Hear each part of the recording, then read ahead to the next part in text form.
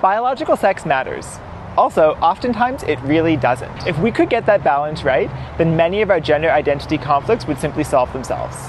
Biological sex is something that we all have, and it's also something that cannot be changed. I am biologically male and I am also transgender. But being transgender does not mean that my biological sex has somehow changed. The whole point in the label transgender is to say that my biological sex is male and that gives me deep dysphoria and discomfort. In a genuine attempt to include people like me, some people have pretended that biological sex just isn't really all that significant. Some people literally speak about me like I am biologically female. They act as though there's no difference at all between me and those people who can, birth a child or have a period. And as someone who speaks publicly about sex and gender, I've had to have this conversation a concerning number of times.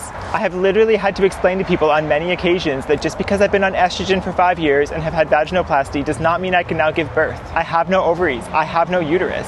I cannot produce the female gamete. We shouldn't need to remind people of this, and when we're careless with words like male and female, it can lead to a lot of confusion. But with all of that being said, I do understand why some LGBT activists are acting as though biological sex just simply doesn't matter. And that's because they're doing so in response to a culture and a society that has placed biological success as though it is utmost important in so many domains, including many that have nothing to do with biology or healthcare. Because most of the time when we use words like men and women, we're not even talking about the physiological dimorphism between the sexes. We're discussing the sociological rules, customs, and norms that we've created and that we've aligned with the biological sexes. We're discussing those sex places where we've sorted ourselves to pee in separate rooms, or to kick balls around in separate leagues, or to sit around the table and discuss the Bible with only people with their same sex organs. These are all so frequently sorted by biological sex, and they all are also separate from it. And look, sometimes there's a valid basis for it. Sometimes that's based on fairness. Other times it's based on safety.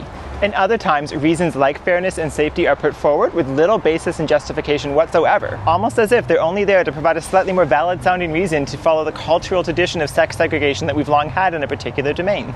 See, biology is real and we shouldn't ignore that. But there's also nothing in our biology that requires peeing in separate rooms. That's something sociological that we decided to start doing a little over 100 years ago.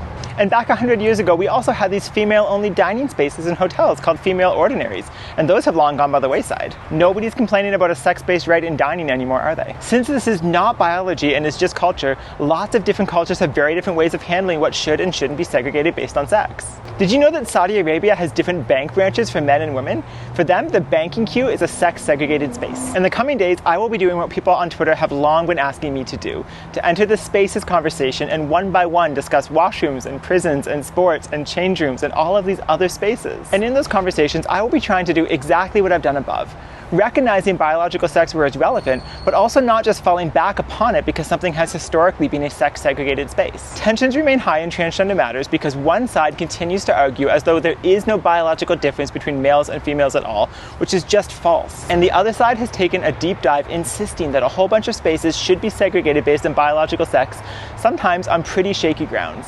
I believe that in order to have these conversations, we have to have a healthy relationship with our biological reality. We need to recognize that it exists, but also that it doesn't determine everything about us.